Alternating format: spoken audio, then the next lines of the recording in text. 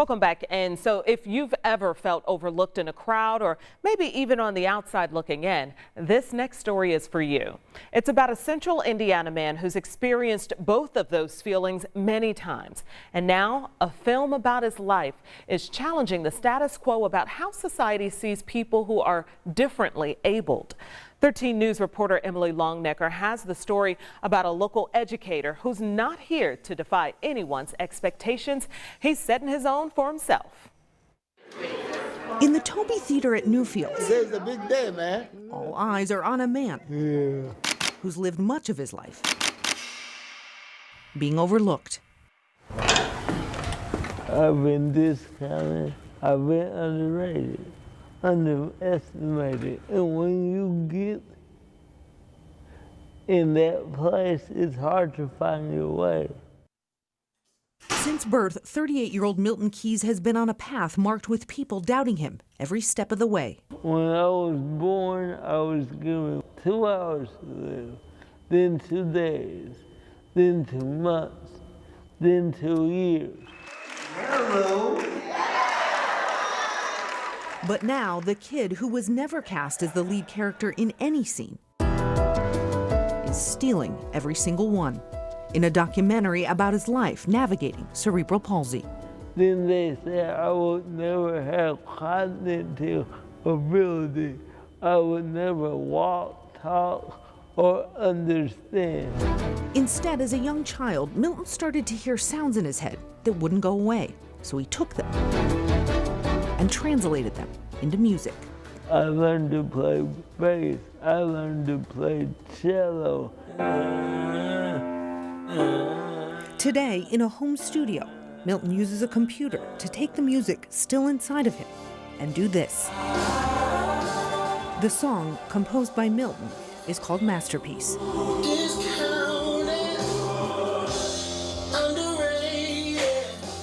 Masterpiece. It's also the title track for the documentary with the same name about Milton's life.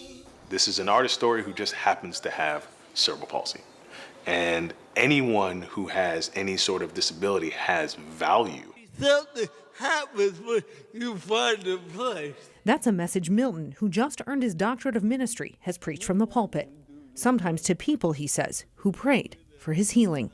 What are we saying to people with disabilities is the first thing we say to them is, we're going to get you healed. What we're saying is, before you can be a part of a congregation, we're going to make you like us.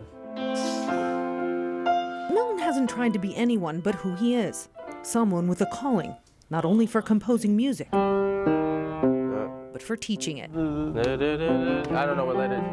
X, Y. But even with several degrees and a teaching certificate, Milton says he couldn't get hired as a teacher, even though he was working as a substitute. I had an interview that day at the park. I got a call.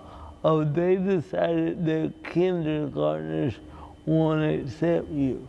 1, 2, everybody. Hello, do you?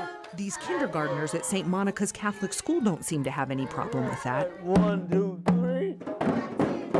3 years ago, Milton left substituting behind and started working for Indy Urban Youth Music Academy, going into classrooms and teaching local musicians how to teach music to kids.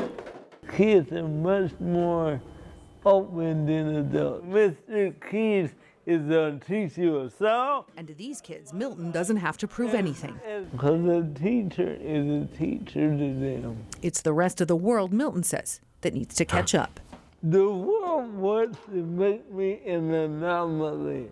But Milton Keys isn't here to be anyone's example of what it means to overcome. But people still don't think we're worth much, you believe? That's the problem. The problem is not that I don't prove it. The problem is nobody believes it in the first place. Maybe no one, except these kids and the people in this theater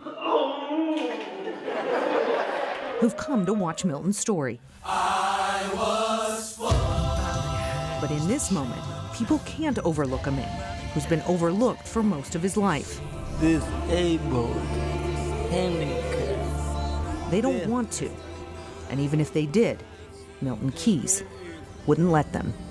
Because when you leave me out, you lose out on something. And I don't want the world to miss out. I am free.